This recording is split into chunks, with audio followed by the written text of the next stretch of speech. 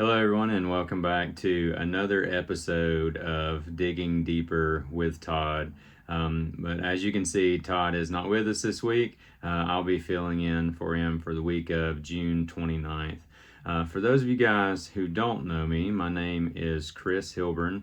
I used to serve as an elder at Life Point, and I was sent out in 2022 to be a church planner slash work in church revitalization in the United Kingdom. My wife and I, my family and I, we lived in southern England for a couple years, and we moved up to Scotland November of last year, and we've been serving almost a half a year, or working on towards a year now, in a church revitalization in Bowness, Scotland. So our church is Bowness Baptist Church, where we preach and we lead music and we do discipleship, and we do leadership training and all those things, in the hopes of bringing this church life again and bringing a once prominent church back to sending power and a church that is healthy. Our goal being a healthy church with a national pastor in place.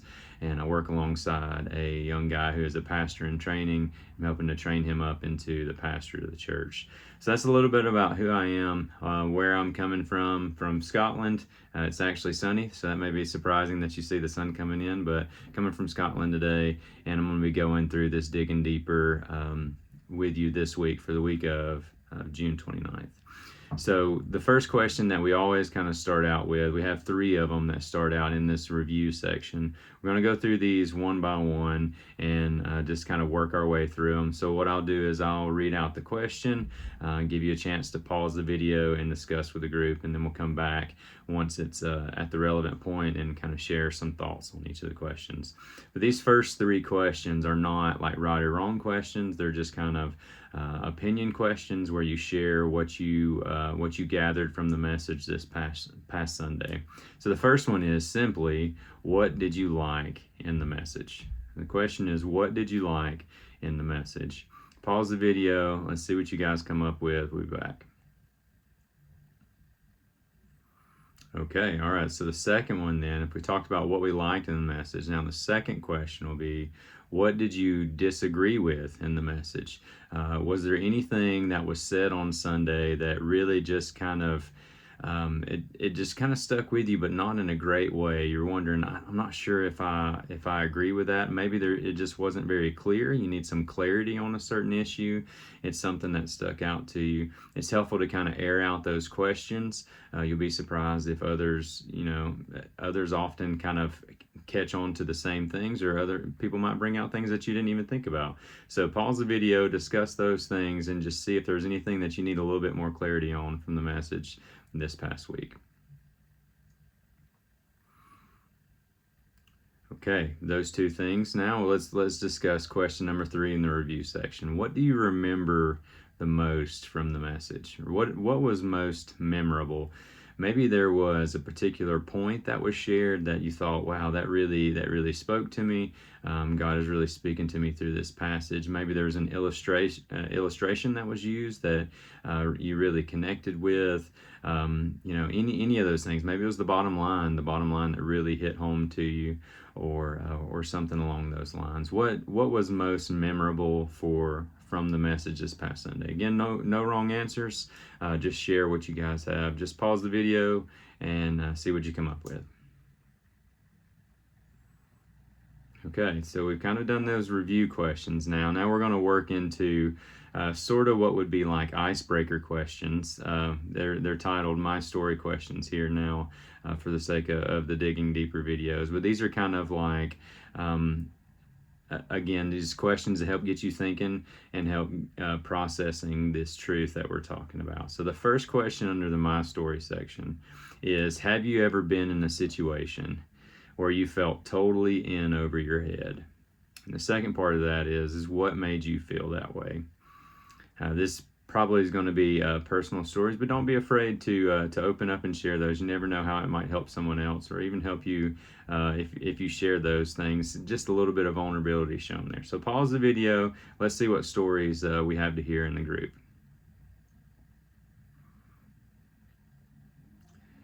I find this question really interesting to think about. Have you ever been in a situation where you feel totally in over your head?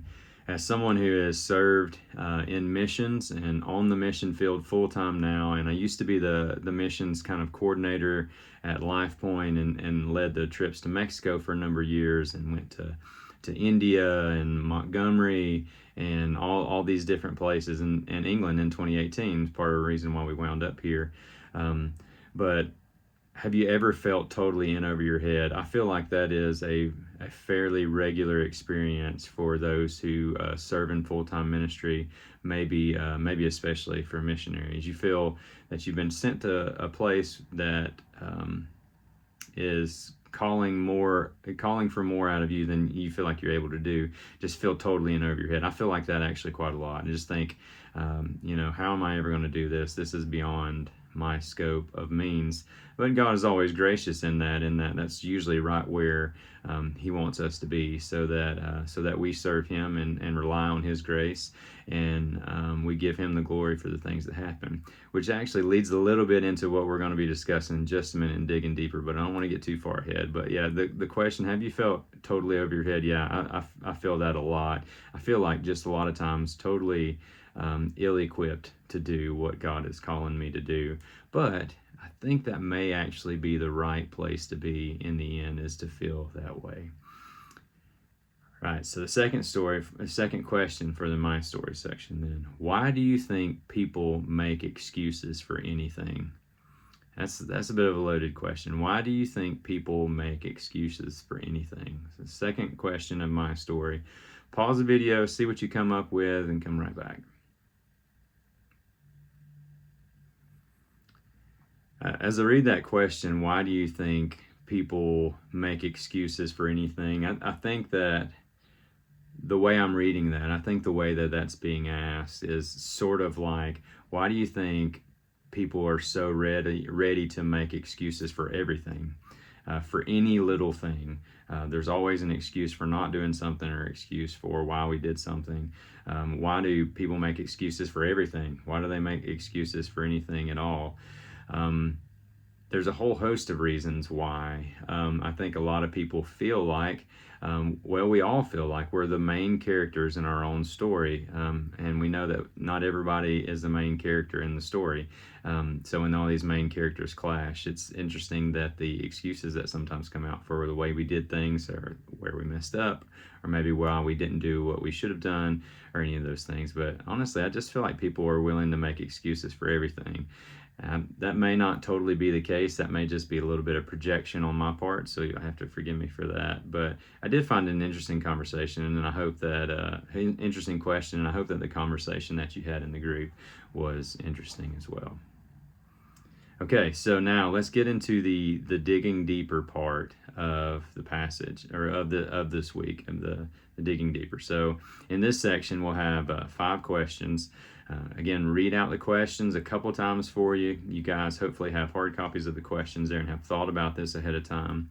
And we'll pause the video and give you time to discuss, and then come back and I'll share a little bit of what I see in the passage as well. So the first question for the digging deeper section says to read Judges 6:11 through 16.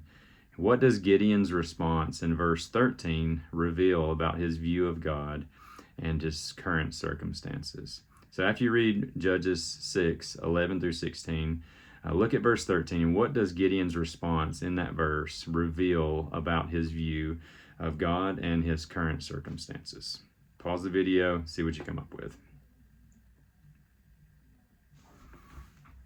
Okay, so we're back. So maybe it would be helpful if we just look at the verse together and just read it out loud. Verse 13 of Judges chapter 6 says, "And Gideon said to him, 'Please, my Lord, if the Lord is with us, why then has all this happened to us?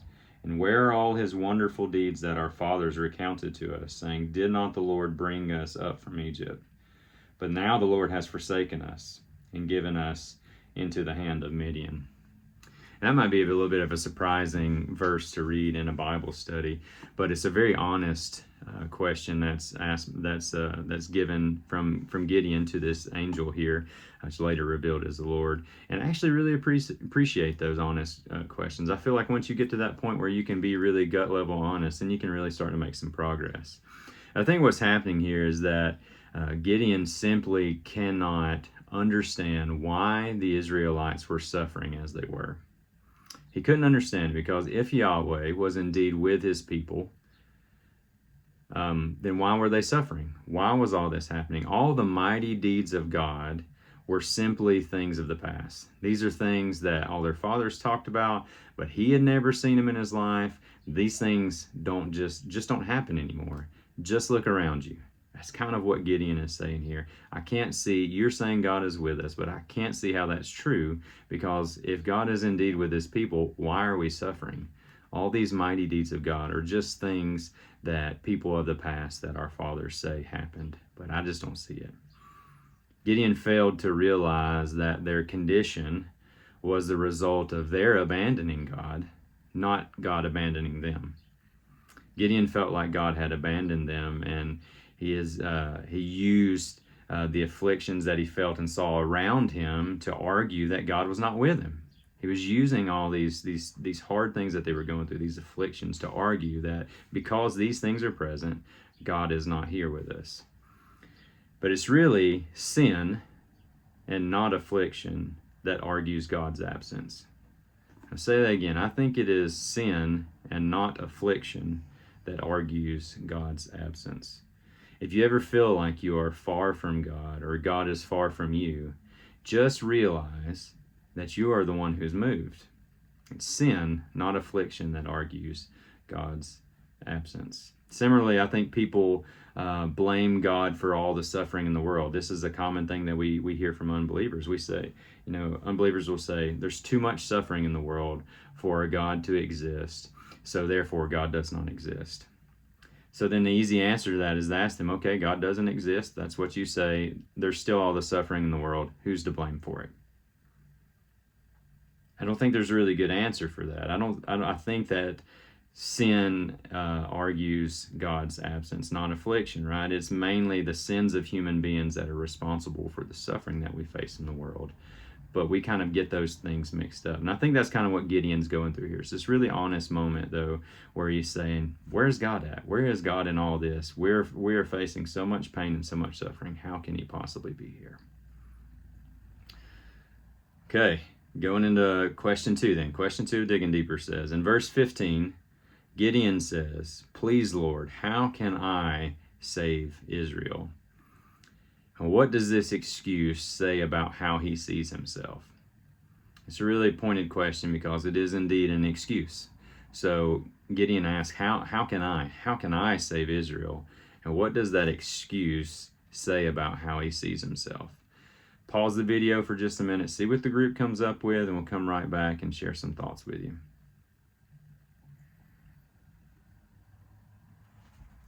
All right, so what is happening in this passage? Hopefully in the group discussion, you guys would have brought out that it's not so much that Gideon disbelieves the angel as much as he fails to understand how he could be God's instrument of deliverance. It's not that, as well, the angel saying it can't be true. It's that, how can it be true of me? How is that possible? How is that possibly true of me? I think the reality is that Gideon doesn't think very much of himself. And I think it is revealed in some of the things that he says here. He was the youngest, and therefore he was the least esteemed in his father's household. So in that ancient Near Eastern culture, there was no equity among the children. The firstborn was the most esteemed, and it went down from there. And beyond that, his family was a comparatively insignificant family in Manasseh.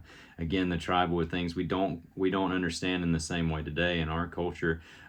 Just know that this was an important thing. These echelons of people and echelons of ranking of families was basically everything in Israel. Gideon was looking at his own influence that he had and his own background, and he was looking for natural signs of leadership, and he just wasn't seeing it.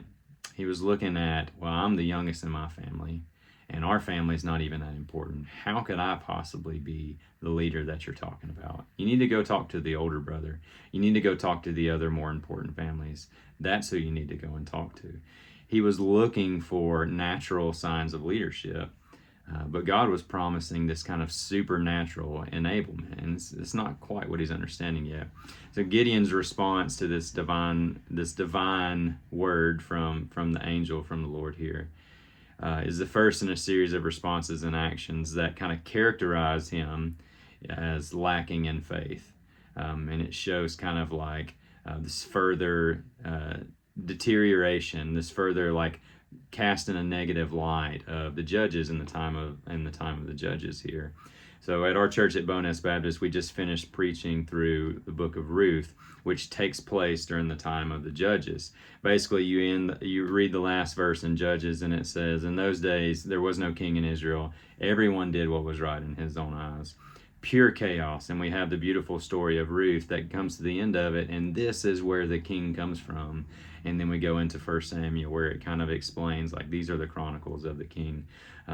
It's just this kind of like beautiful story, but all that to say that the judges were not exactly heroes, right, in the same way that King David was at this time. Even Gideon's response here shows a lack of faith. The putting out of the fleece, which is kind of like this famous part that follows after this, shows a lack of faith. It's not a positive example.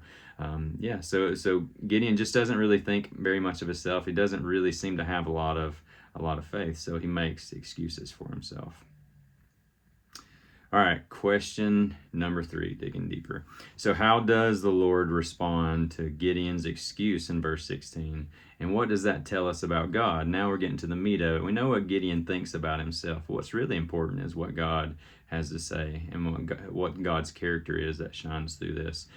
So how does the Lord respond to Gideon's excuse in verse 16? And what does that tell us about God? Pause the video. Let's see what you guys come up with. Okay, so it may be helpful to read verse 16 aloud again. "And the Lord said to him, 'But I will be with you, and you shall strike the Midianites as one man.'" So in order to bolster Gideon's faith, the angel, who now we make it to the part in the story, is identified as the Lord. That's another Bible study in itself.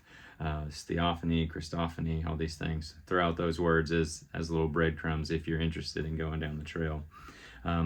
But this angel, who is identified as the Lord, promises that God would be with him and that he would indeed defeat Midian as one man, which means Gideon would defeat all the Midianites as though they were only one person. The whole horde of the army, it's only one person. The angel who's called the Lord here kind of responds in a way that I'm not exactly sure we would normally expect. When Gideon brings up his concerns and his excuses, no doubt they were both there. There were legitimate concerns and there were real excuses. God doesn't answer by promising to do anything. Not really. He doesn't promise to make Gideon prominent in Israel.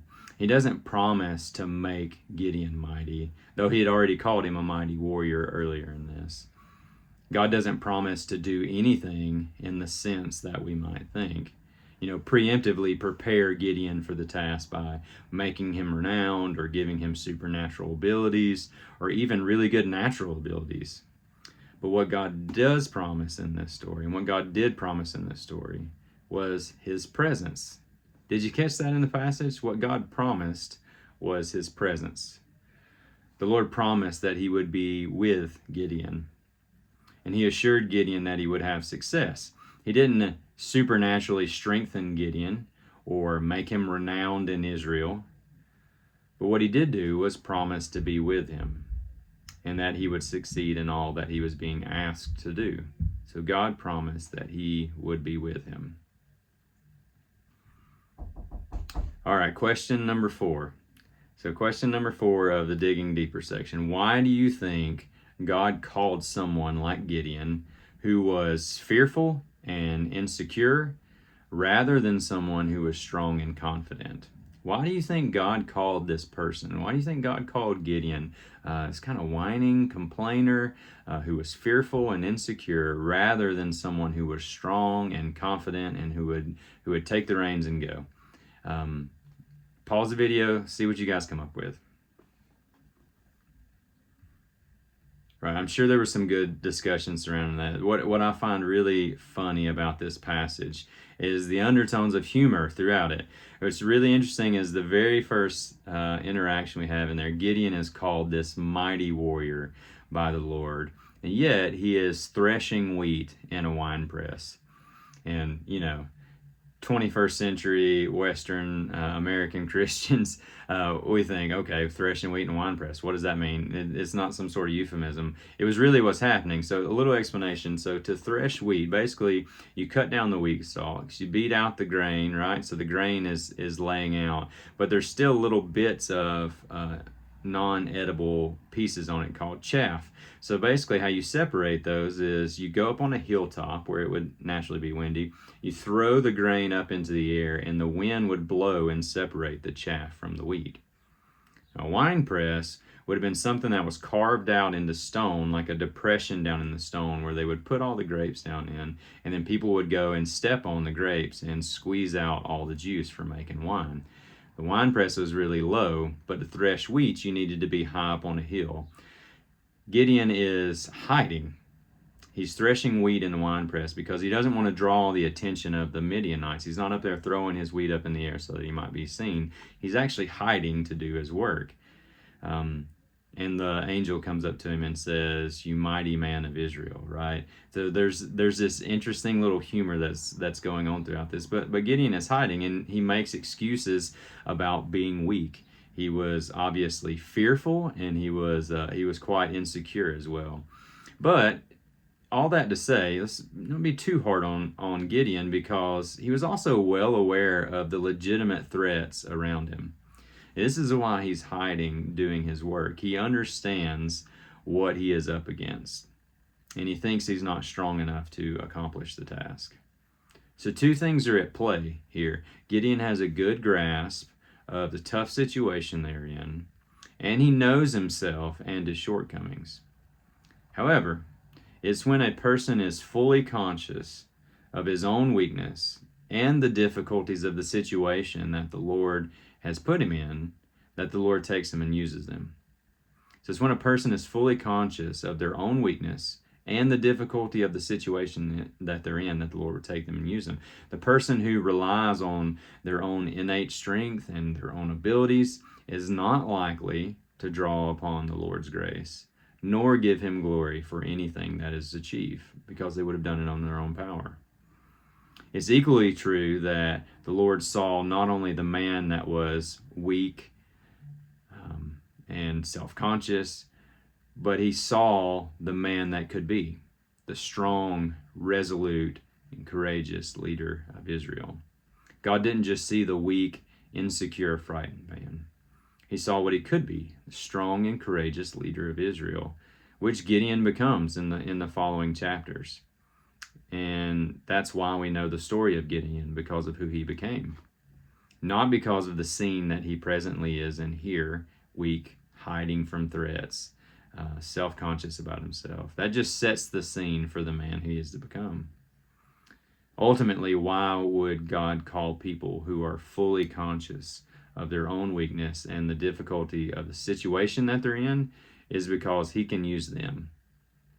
They will rely on the Lord for his grace and his strength, and they will give God the glory.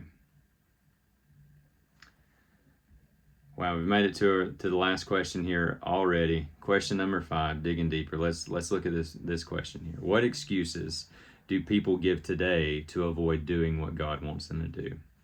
And how can Gideon's story challenge those excuses? Maybe this is a time to get really practical. And even if you want to share a little bit about yourself here, what are some excuses that you've given in the past? What excuses do people give today to avoid doing what God wants them to do? And how does Gideon's story challenge those excuses? Pause the video for just a moment, see what you guys come up with, and we'll share our thoughts just a second. So I think there's all types of excuses that people potentially give and to avoid certain activities. We give excuses for not evangelizing. We say, "Oh, I'm afraid I don't know all the answers," or "I'm afraid of being rejected by someone rejecting me personally and not just what I have to say. I'm afraid I'll look stupid that this person will just roast me, and I'll have no way to counter anything that they're saying. Sometimes we give excuses for not growing in our discipleship. We're too busy, right? We just don't have enough time to do that. We compare ourselves to others and think, well, I don't really see the need. I'm doing better than John or Jane Doe down the road, so I don't really need to understand why I need to be sacrificial in my discipleship, in my relationship with the Lord.